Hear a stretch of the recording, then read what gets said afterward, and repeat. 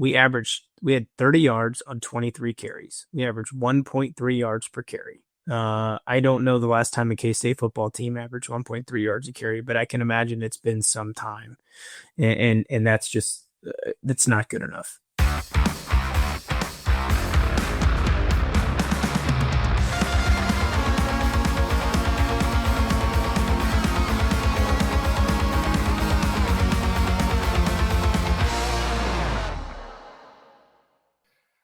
Hey everyone, welcome to another 3-Maw Pod. I am your host today, Cole Manbeck, joined as always by partner at Wildcat NIL and former Kansas State wide receiver Curry Sexton. And we're here today once again to break down, unfortunately, another K-State loss, do the all-22 film breakdown, which has become pretty popular with a lot of folks. We continue to hear great feedback on Curry's expert analysis with the all-22 film review. I think we picked 10 plays for today, so cut down a few of the plays. We honestly could have rolled 40 plus plays for you guys, but you would have been just very frustrated going through it. It was not a fun film review as we cut up some of the plays. And so we're going to go through 10 on today's show, which calls for a toast from our friends over at Holiday Distilleries. So as a reminder, as always, go get stocked up with your Ben Holiday bottled and bond bourbon.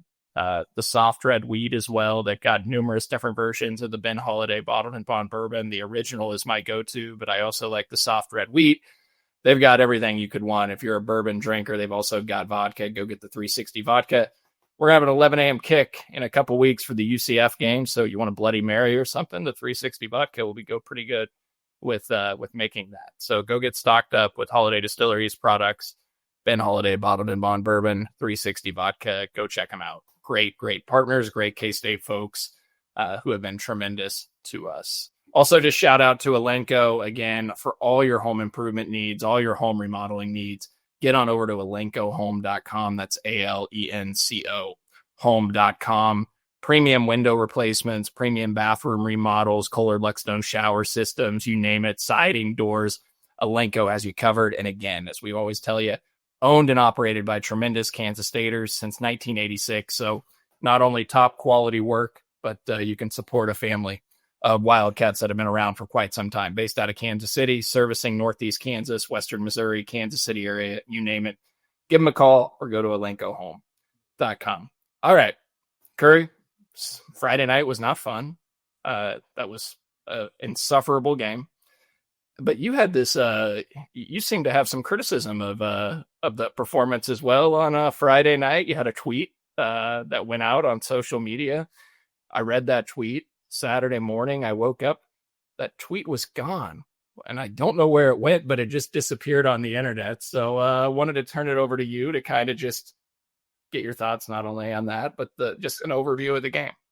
Yeah, absolutely. Well, I think to your point, I'm as frustrated as anybody right now.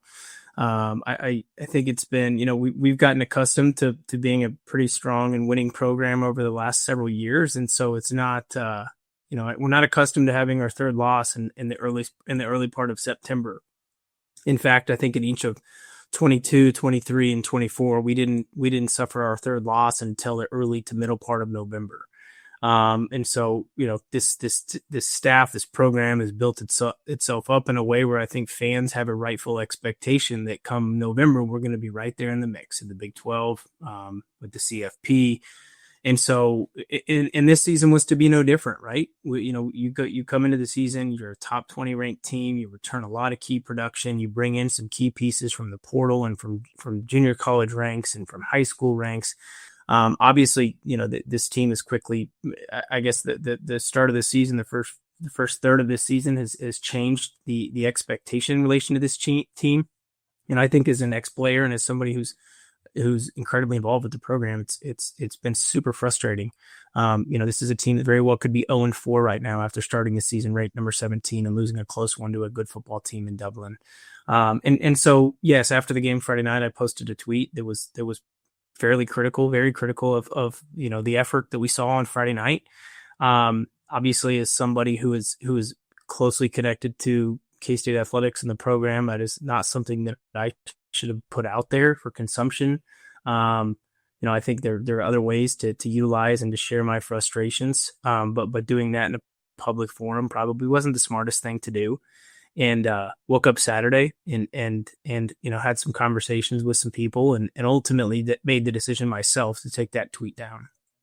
I obviously it was, after you sleep on it, you're maybe not as emotional as you were before and think, okay, maybe that wasn't the best decision to make. And so took the tweet down.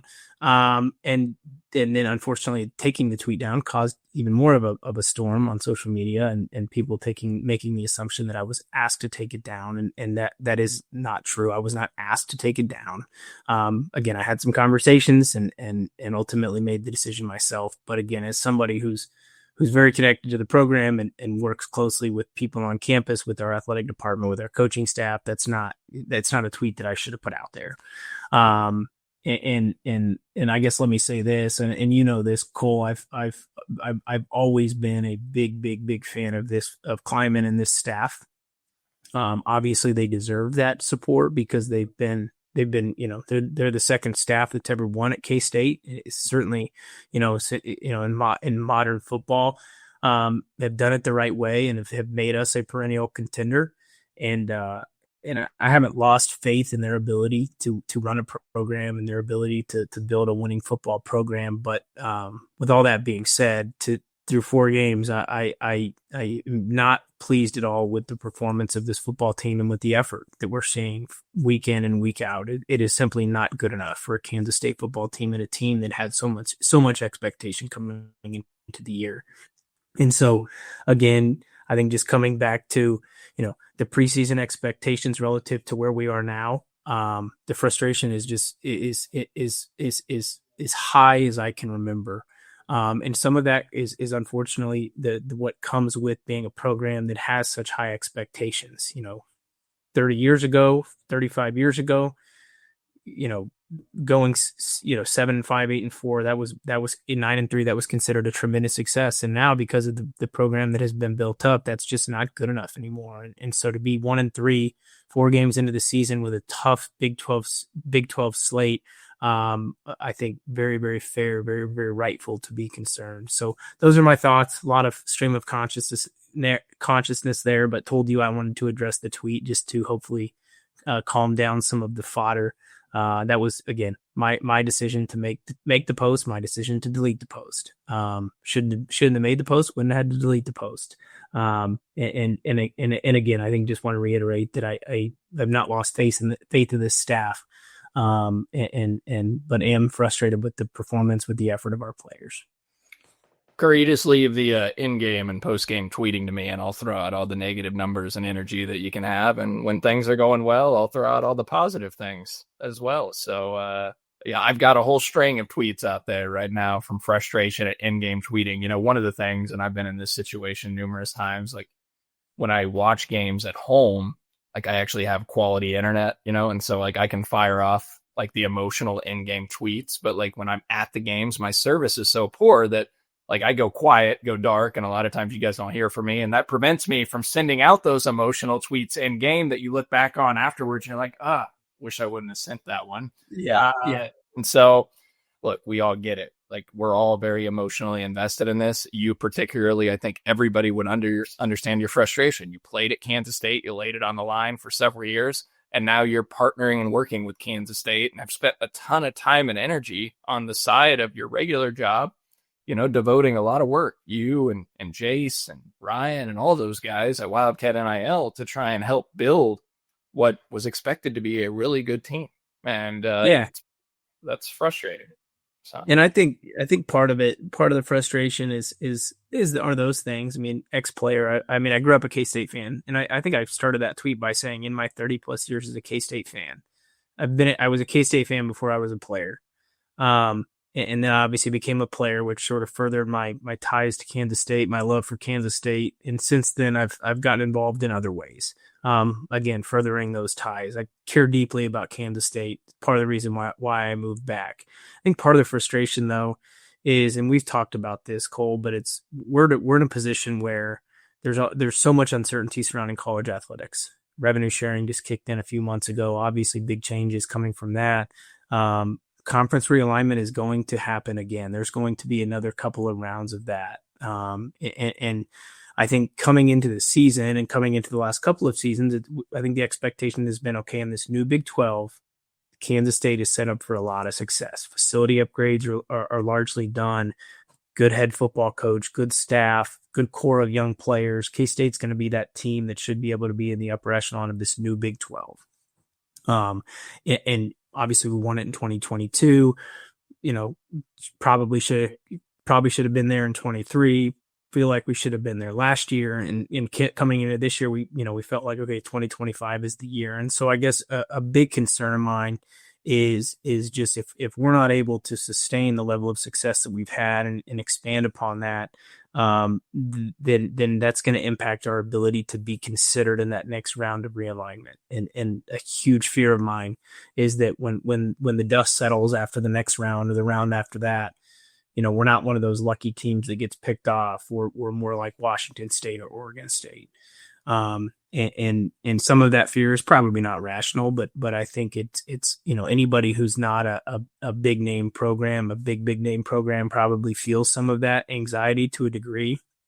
Some of that probably dates back to my playing days when it was announced that Texas A&M and Missouri and Colorado, that those schools were leaving. And I can remember walking off the practice field and guys on the team saying, well, I guess we're headed to the Mountain West.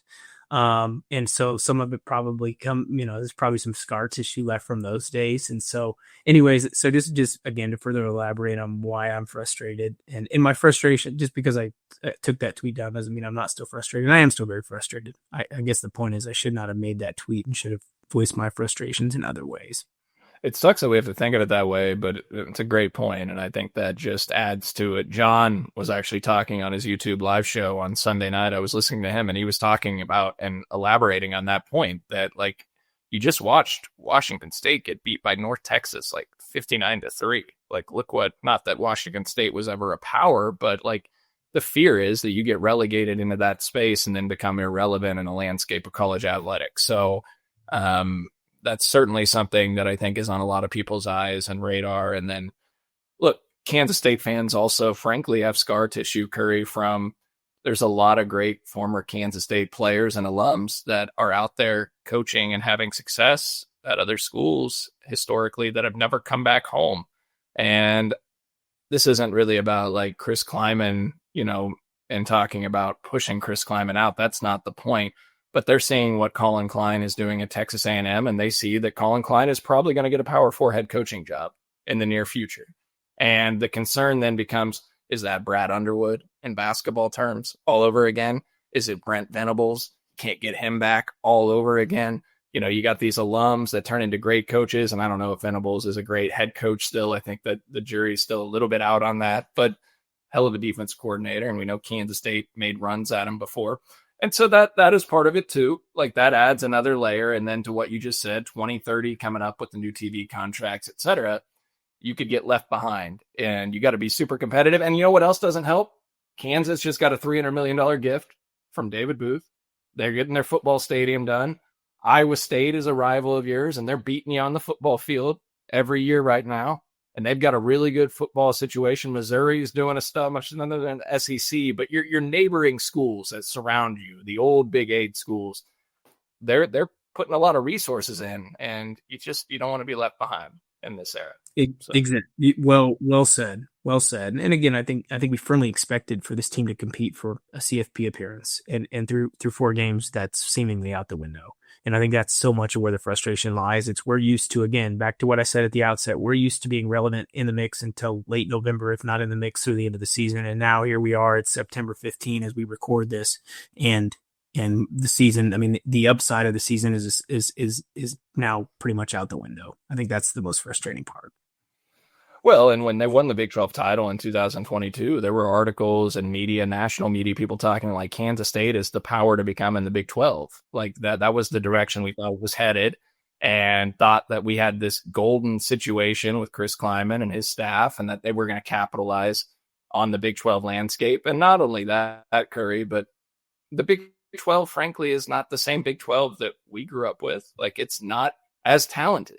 Like, there are good teams still, but you don't have Oklahoma, you don't have Texas. Like, you need to be better in this league with some of the programs that are in it. Like, it is easier than it used to be. Now, it is still a very competitive league, but you're not playing a couple of those blue bloods that you used to have to. So it's a little bit more of an even playing field. And it's unfortunate Kansas State right now has not been able to capitalize. So look, at the end of the day, the administration, people at Kansas State and the athletic department, et cetera, they should be happy that people care and that they're frustrated. You want to be at a place where people care. So Chris Kleiman and the staff, well, it might not be fun to hear criticism and hear all the critiques of your coaching and what's going on in the athletics world. At the end of the day, you should be happy that people are pissed off, because once they start not being pissed off, that's when you've got a problem. Apathy sets in.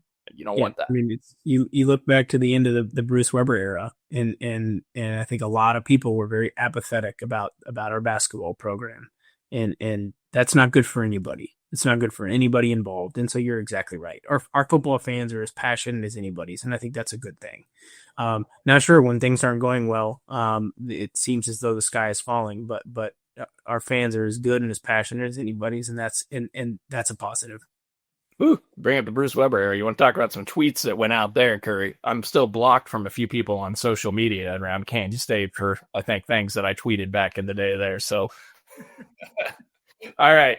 Hey, we're going to throw to a break. But first, calling all Chiefs fans, you could be on the field at the 50 inside GEHA field for the official coin toss at a Chiefs home game this season. Visit Chiefs.com/GEHA now.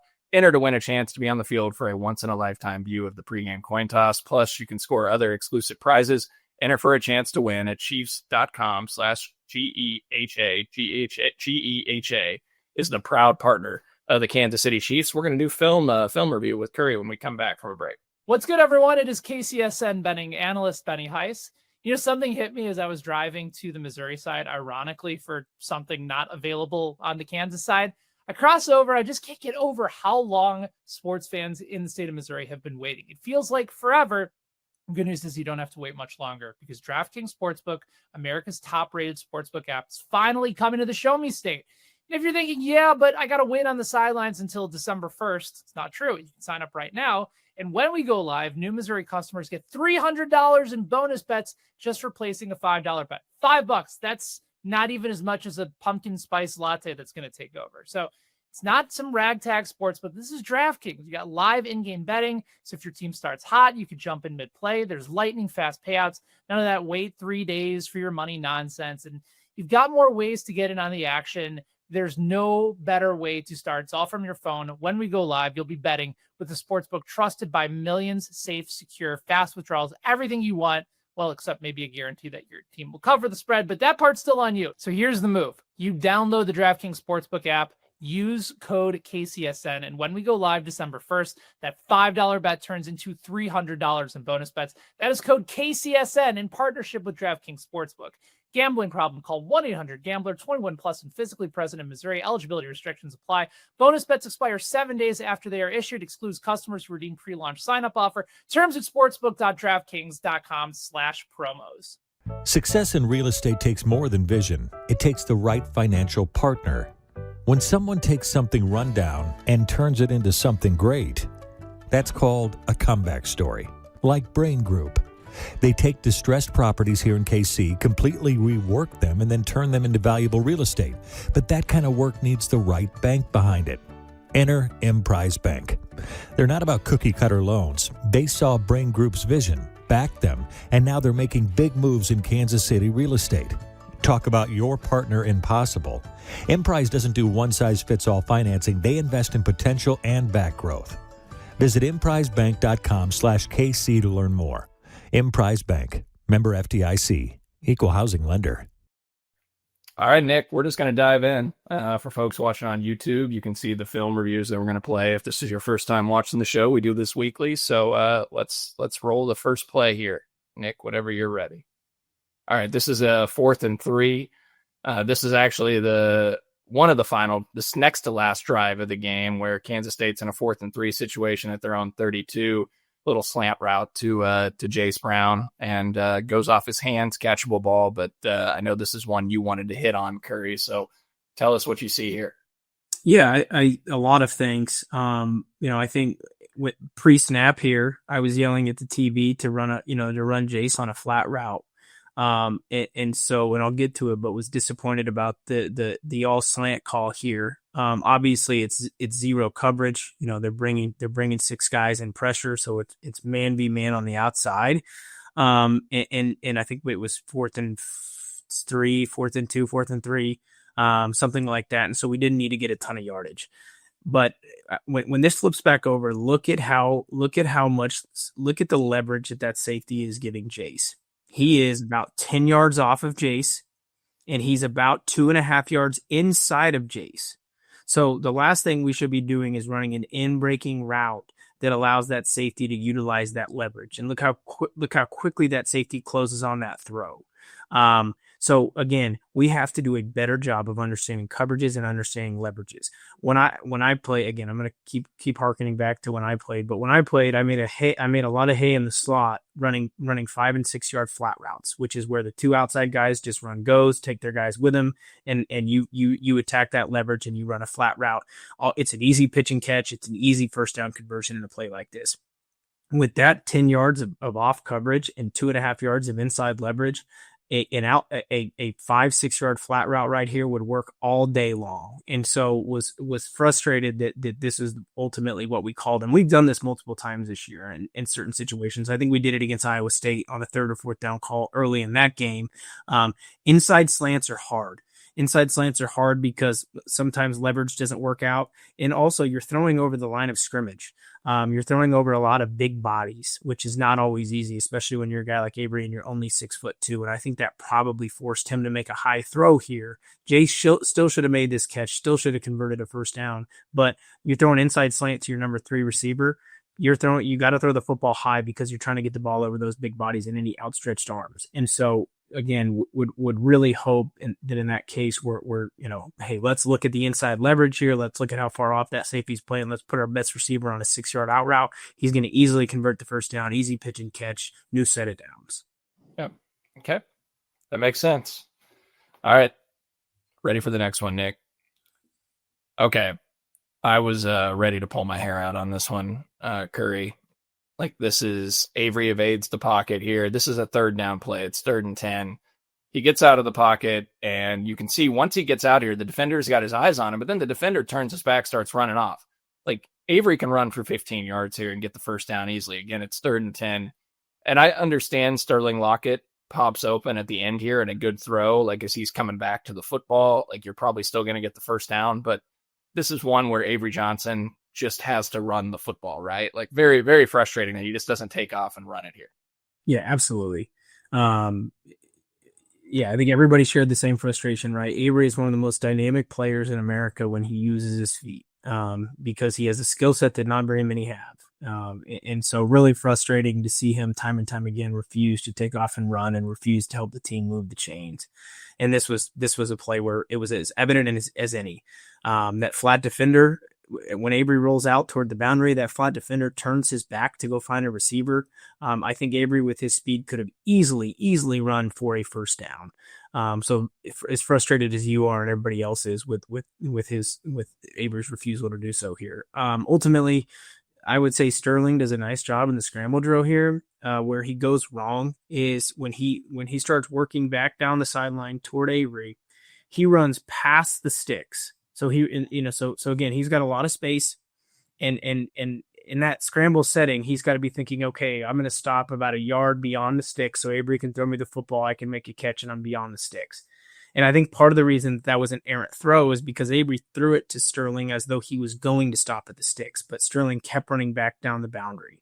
And so I think a little bit of I think lack of experience there probably is evident. Again, good effort by Sterling to try to get open in the scramble drill, but again, you gotta be thinking, where are the sticks at? And he's got to be stopping short of those. And I think if he does, that throw is probably successful and would probably convert. So I guess frustrated that Avery didn't take off and run because I think he gets a first down easily, but also frustrated with Sterling that he kept coming back to the quarterback beyond the sticks, because even if he catches that ball, he's probably not getting a first down. Yeah. And it speaks volumes to Avery's lack of running that the Arizona defense, not one defender came up to get him. They stayed back. Like, he has now done it so much that they don't even think he's going to go out, take off and run. Like, the defender just turns his back and starts running downfield. If Avery does just a couple of those a game where he takes off and runs, the defender sucks up, and then you have a big play down the field potentially as he comes off his guy. Like, I just don't understand.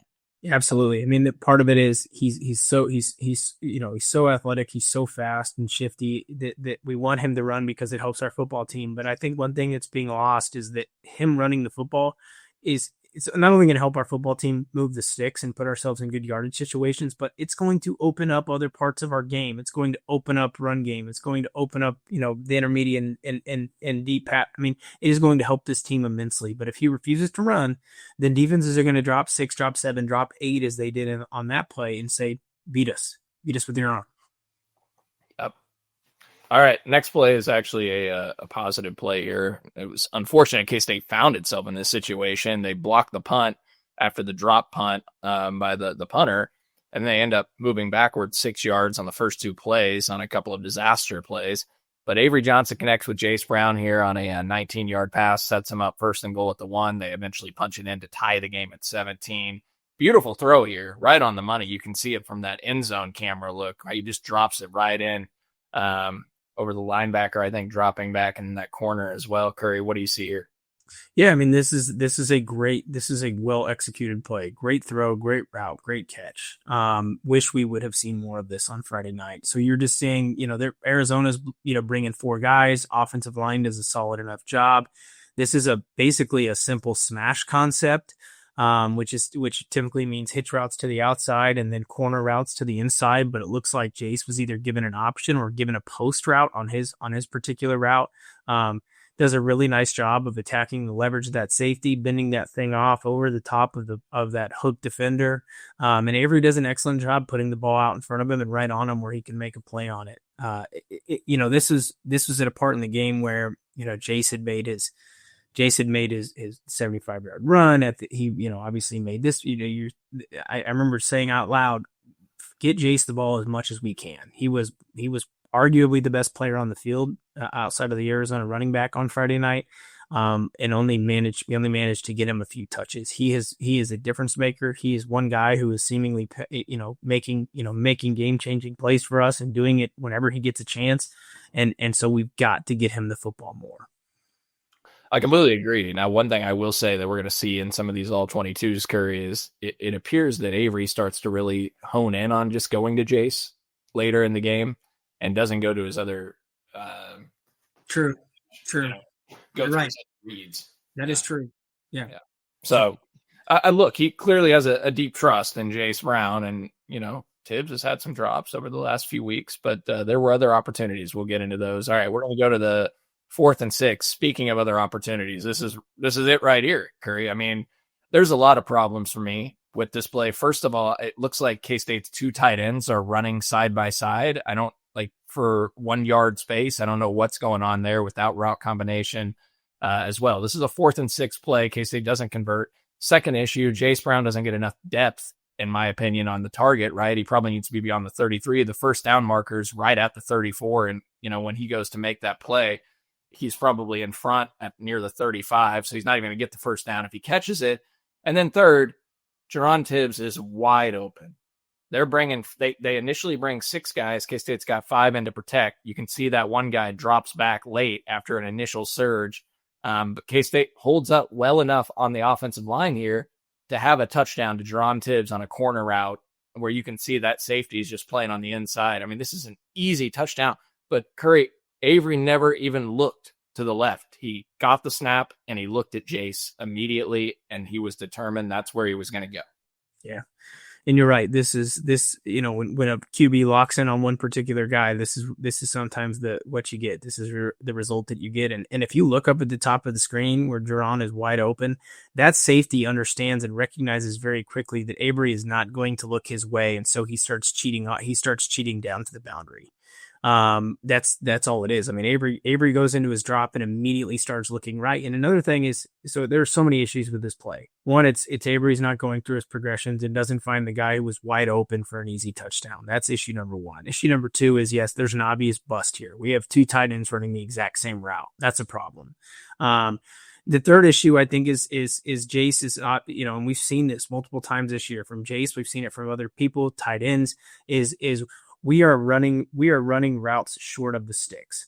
Like you said, even if Jace catches this ball, it's not a first down. And we've seen this routinely this year. And to me, that's something that is not being driven home to these guys. When we were playing, if we would have run a route short of the sticks on a crucial third or fourth down, Andre Coleman his head may have exploded.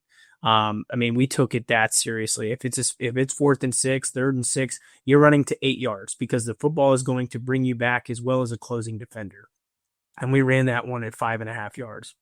Another thing on that play is if you watch that play, Avery is so locked in on Jace and it's a zone coverage. That corner is reading Avery's eyes. He sees Avery get to the top of his drop. And he sees him gearing up to throw, and he sees his eyes locked in on Jace, and he squats on the route. So even if Jace runs that route to depth, it's probably an errant throw, potentially a pick six, because that cornerback does a nice job of saying, okay, he got to the top of his drop, he's locked in on the guy that I'm guarding. Okay, I'm going to break on this football, I'm going to squat on this route. And so that was another issue with that play, and probably ultimately what caused Jace to break that thing off short of the sticks. And so a number of issues there. I think the primary one being the fact that Avery's not going through his progressions, because one, that prohibited him from finding an easy touchdown, and two, I think it ultimately allowed that corner on the boundary to squat and to make Jace cut off his route short. Yeah, if he just looks to his right for a half second, Curry, and then looks back left, that safety is already by. Also, should Avery have recognized pre-snap based off the defensive look that Tibbs would be open on the corner there, you think, based off the coverage they were in, without even having to look? I think he just sees. He sees a cover 4 of some sort. I think he sees his favorite and best receiver on the edge, and he sees that's where I'm going.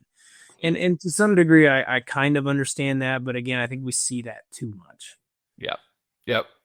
All right, next one here is a 31-yard catch to Jace Brown, just off RPO action, goes up, makes a play here. What do you see here?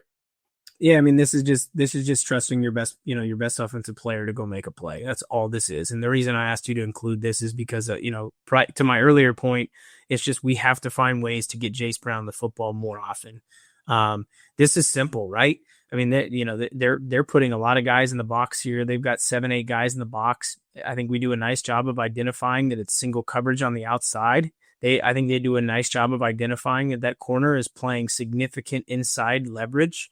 And all this is just a rapport between the two guys. It's not some crazy good throw. It's not some crazy good catch, but Avery puts the ball up in the air, allows his guy to get his eyes on it, make an adjustment, and ultimately be the only guy that can get near the football. This is just excellent football, excellent execution. Again, I'm not sure why we're not seeing more of this type of execution, but when your number one receiver is locked in man coverage, you got to find ways to get him the football, because he's shown us that he's going to make plays. Yeah, absolutely. More one-on-one situations like that. That was part of the frustration of the looks that Army and North Dakota were giving him, is that there were a lot of those zero coverage looks too, or one-on-one. You can just Absolutely. do a back shoulder throw it. That's what it is. That's not like your prototypical Aaron Rodgers back shoulder throw that he throws on a line, but all Avery's doing is saying, Jace has got that guy beat and thinking he's going to beat him deep. And if I just throw the ball, put some air under it, Jace is going to either make a catch and go score, he's going to draw a pass interference, or hey, he's going to have to turn around, slow down, make an adjustment, and make a big play. And Jace did an excellent job of waiting until the last second to flip his hips and throw his hands up in the air. And that DB had no chance. Yeah. We got 5 more left. We'll wrap that up after we come back from another break. What's up, guys? I'm BJ Kissel, founder and CEO of KC Sports Network, and I'm here to talk to Kansas City businesses. If you rely on technology, you need an IT support team that's not just another vendor, but a true IT partner. That's why I want to introduce you to my friend and neighbor, KJ Miller. He is a VCIO at ThrottleNet, the Midwest's highest rated and most reviewed IT support company. They've been in business for more than 25 years, helping companies stay secure, productive, and ahead of the curve. They aren't just IT support, but they provide data security, IT strategy, and cloud software services. They do it all, and their reviews show they do it better than anyone else. So if you want to hear about how ThrottleNet can help your local business, join the conversation with myself, KJ Miller from ThrottleNet, and our resident genius from KC Sports Network when it comes to IT, at least as he's affectionately known by us, Mr. Craig Stout. Click the link in the description to hear how ThrottleNet can help you. There were 3 different runs in this game, Curry, that were -4, -6, -10 yards off QB designed run. And look, I wanted to highlight one of these again, incredibly poorly blocked. I mean, first of all, I will just say this, Curry, and you don't have to comment if you don't want, but like, this is the worst offensive line play I can ever recall by a Kansas State football team. You know, that they have regressed so incredibly much. It is infuriating. They cannot pick up twists. They cannot pick up stunts. They do not slide protections. It is elementary type stuff that we're seeing that are problems. Now here, they didn't have a chance based off the play design. I mean, Taylor Portier pulls from the left guard spot based off, I'm guessing, the counter action with Jace Brown going the other way to give that look. It is almost like Arizona knew what Kansas State was going to do here, Curry. I mean, that middle backer or safety, whoever this is coming over the middle, like, he just beats his man to the punch. Sam Hex beat. Like, they flew to the ball, and Avery gets hit for a 10-yard loss here on the first play of this drive. Just a complete mess, and we saw this a lot of times on Friday night. Yeah, I mean, it's just, this play was doomed from the start, and this is unfortunately something that we're seeing quite often, is our offensive line is not giving us a chance. And I don't know if this is issue with play design, but Sam Hecht has to, in order for this play to be successful, Sam Hecht would have had to have made an incredible reach block on what appears to be a pretty fast linebacker, and so we're asking him to make basically an impossible play. Joe Jackson identifies that guy, getting through the line and just looks at him and keeps going. That's another issue. If Joe turns and gets his, gets a shoulder into that guy, then this play maybe has a chance. We've got, I think, Garrett Oakley and John Pastore on the outside double teaming a guy for way too long. And so Garrett's not able to move on to the other guy who makes the play. I think that's Genesis Smith. This is just poor execution all the way around. This play had absolutely no chance, and unfortunately we're seeing that fairly regularly. Yeah, just awful. And it was not the only time we saw that. I mean, Curry, they can't run the ball.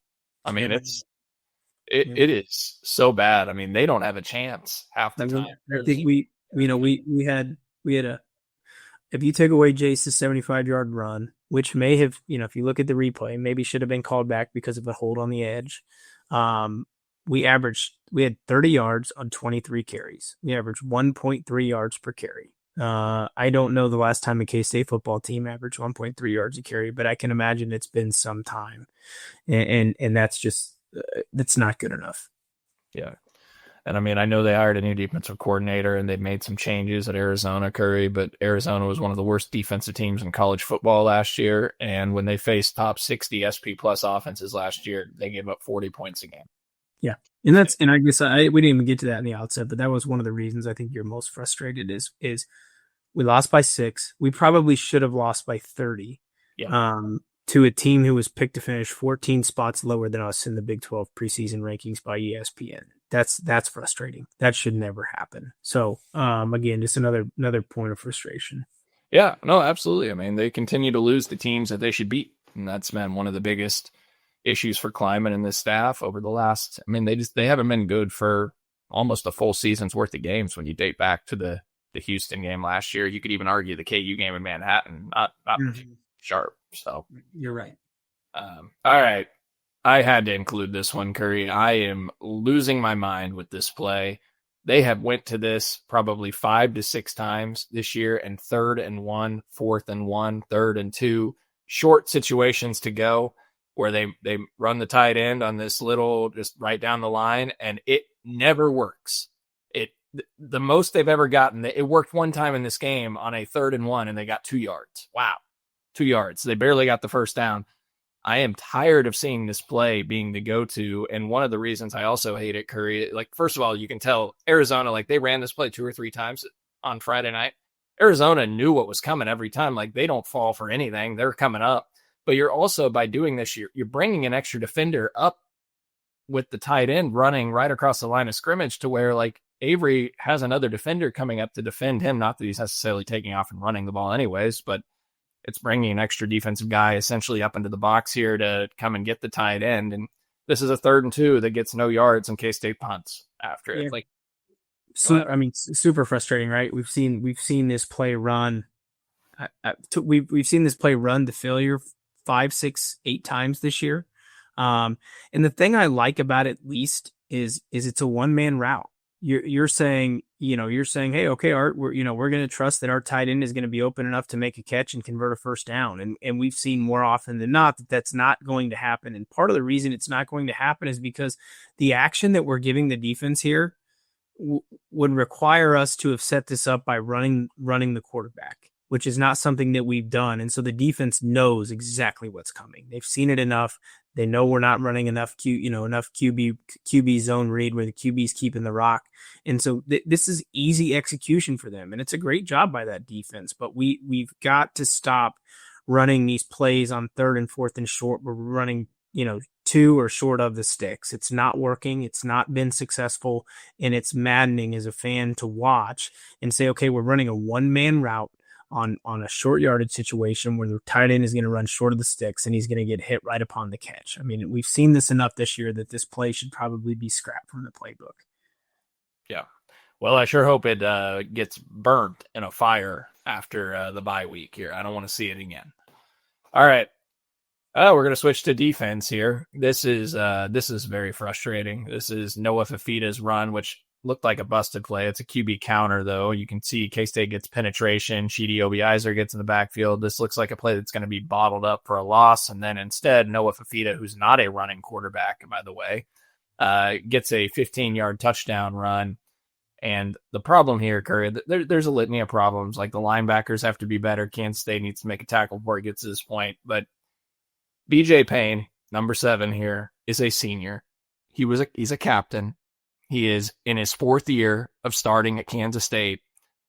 And this is just an inexcusable missed tackle here in space. And I don't like the effort I see, frankly. Like, he is kind of jogging here, doesn't break down, doesn't make a hit on a guy that's not going to make a juke move here. Noah Fafita is not a very athletic quarterback. This cannot happen from your starting safety who's a senior. I mean, it's very frustrating that he just falls to the ground on a simple move by Noah Fafita. Yeah, it's super frustrating. I mean, the VJ that we've seen in years past is a guy who always seemed to want to sniff out a big hit, and here he looks like a guy who's trying to avoid contact. And we've seen that multiple times this year. A guy who looks like he's trying to avoid a tackle than to make one. This is just the kind of effort that had me so frustrated on Friday night and so many others. I mean, Noah Fafita had negative 27 rushing yards for his career coming into the game on Friday night, and we allowed him to run for 48 yards. To me, that's an effort and an execution issue because Noah Fafita is not known for his ability to run the football. Noah Fafita is known for his ability to sling the ball all across the yard. And so to watch him run successfully against us time and time again and to pick up a big touchdown in this situation it's not good enough. And we saw there a number of issues. Ryan Davis playing his first action of the year. He's your contain guy. He loses contain. Both your linebackers run under blocks and take themselves out of the play. And then ultimately, your 4th-year safety, your 4th-year starter has a chance to make a play and stop it at, for a 4 or 5 yard gain, just completely whiffs on a quarterback who's not known for his mobility. And so again, just not good enough when it comes to, what this team was expected to do. Yeah. There were some effort issues, especially on the defensive side of the football early on in that game. They got better, and at the end of the night, 23 points. Now, Arizona did miss 3 field goals. A couple of them were pretty long ones, though. So, they missed 3 field goals. They dropped a punt snap that led to an easy 7 points for us. They threw a double pass. They threw a wide receiver pass for a pick in the red zone or nearing the red zone. I mean, if you punt. They muffed a punt that led to 3 points. I mean, they muffed a punt and we went backwards 10 yards before we hit a long field goal. Again, that's the frustration. I mean, you could look at that and say, hey, we lost by 6 and we had the ball twice late in the game with a chance to go take a lead. And while that's all fine and dandy, we lost the game to a team that was picked to win 14 or picked to finish 14 spots below us in the Big 12, second to last. We lost a game to that team. And if you look at the box score again, we should have been beat by 30. They beat us handily. The final score was not necessarily indicative of that, but that Arizona team beat us handily on Friday night, and that's what was the most frustrating. I said this on the post-game show with John Curry, but I mean, yeah, I would have been happy to win the game at the end of the night and hit and score on one of those last 2 drives and get out of there with a win. But there was no way in hell, based on what I witnessed, that I was going to feel good about this football team, even if they snuck it out by 1 because of the way they looked. Anybody that watches that could see that's not a very good Arizona team, and K-State looked awful. Exactly. And credit to their defense. I think they do have a solid defense, and that defensive coordinator seems to have been a strong hire. So let's not discredit them, but you're right. Again, we were expected to be much, much, much better than that Arizona team who we beat handily in Manhattan a year ago, and they handled us in that football game. Not good enough. Yeah. Next one here, another defensive play, Ismail Mahdi, 34-yard run. And look, Ryan Davis tries to get him on the backside here. They block it well. This, look, I'm picking on BJ Payne here, Curry. I'm going to call him out. Again, 4th-year safety. Now, the play is already busted for a 15-plus yard run, so there are issues for the reason it happens there. I think Romaine he is fooled by the play. You can see from the behind the huddle look, he goes on he breaks to his right. But BJ Payne, you can see it more from the other angle. Like, this is where I want to see more aggression and inserting your will on a team. Watch BJ Payne there. He just starts reading on a pursuit angle and jogging along instead of going and hitting the guy at the 40, 45-yard line, and instead just lets him keep going for an extra 15 yards. And Mahdi is waving his hand in his face, taunting him because he didn't go get him. Like that. Yeah. Where is the killer instinct? Like, go hit the guy. Yeah, I mean, the only, and I think this goes back to after North Dakota and Coach Kleiman mentioning that we had eye discipline issues, and that seemed to be a problem again on Friday night. We had, countless times they ran through massive gaping holes like this, and that should never happen. Ryan Davis, I think, does a nice job. He fights through a trap block to almost make a play, but otherwise, your 2 defensive tackles are getting manhandled. And your 2 linebackers both seemingly take the eye candy and take themselves out of the play, which leaves this, once again, at least a wide open hole. And then BJ on the backside, it's not good enough.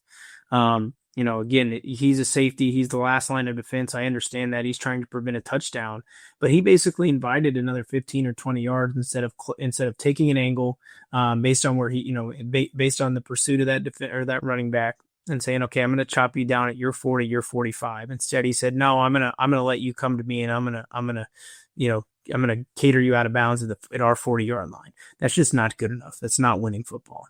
Yeah. Not to mention, he's got help defense coming from the back. So, like, if he goes at him and misses, or at least forces that guy to slow down and cut in, the backside defenders there chasing behind, they're going to get the guy. I want to see them play aggressive, assert themselves. And I see things like this, Curry. I see the missed tackle, and it's not just BJ Payne. The offensive line was just a disgrace.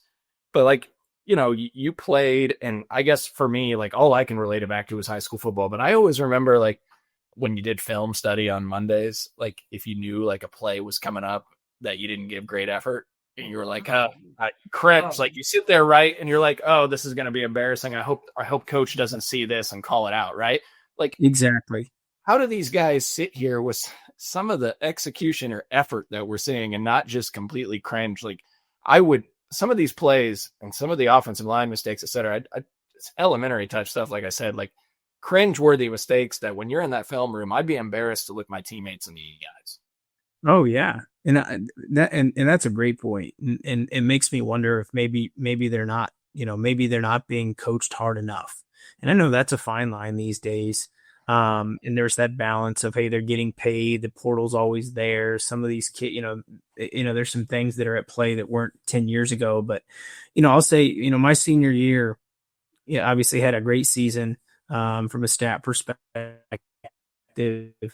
And I could, play a game on Saturday night, and you could go for 10 catches and 130 yards and score a touchdown or 2. And if I had a couple bad plays, I wouldn't sleep that night because that's all I could think about. And I wouldn't sleep on Sunday night because film on Monday, I'm like, I am going those, great performance, feel good about your, what you did, but you're going to go into that film room and those couple of bad plays are going to completely overshadow everything good that you did. And at the time it was like, man, I am, nothing got me more nervous than a Monday film session with Andre Coleman. And at the time it's like, why? I mean, I'd be like, coach, I had a great game and you're in here hammering me because I missed a block or ran the wrong route, whatever.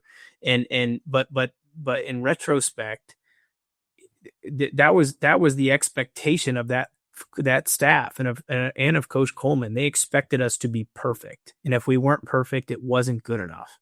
And they coached us that way. They coached us where there was an expectation of perfection, and everybody knows that perfection is not attainable in the game of football, but that is what they demanded of us. And that made us better because we knew that no plays off, no bad effort plays, taking, blocking and getting the right angles on run blocking is critical, and running the right routes and getting good separation and good releases and all of that is critical on every single snap.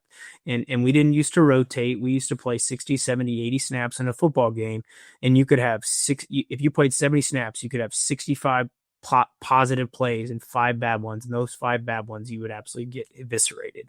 And at the time I hated it, but in retrospect, it made me a better player and it made our team a better football team. And I'm afraid that's not the approach that's being taken anymore. Yeah. It's a tremendous perspective there. That's what I wanted you to tee up because I can't relate it to the college level, but no perfection was demanded of you guys. And that's what made you great. All right. Last one here is a deep pass to Jace Brown that we're going to roll. K-State's at the 40-yard line of Arizona. You can see the safety going with them. They almost made a hell of a pick here, but it's a bad read by Avery Johnson. I know pressure is coming and he gets hit just soon after he releases the ball, but Curry, the one thing I see here is I see JD Davis, number 14, crossing across the middle of the field with that safety dropping into Jace. To me, the read here has to be JD Davis coming across the middle.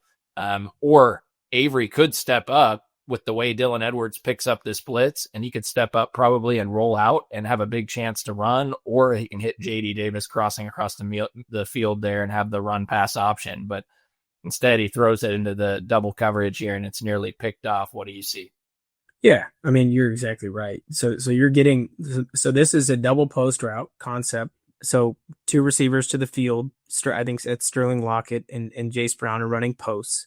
And then you've got an over route coming from the backside receiver. So it's a little bit of misdirection in a scheme. And JD Davis runs a really nice route where he uses his own receivers, a little bit of a rub. I see a number of things. One, yes, the easy throw, the right throw here is JD Davis. That's a 25-yard, 30-yard gain.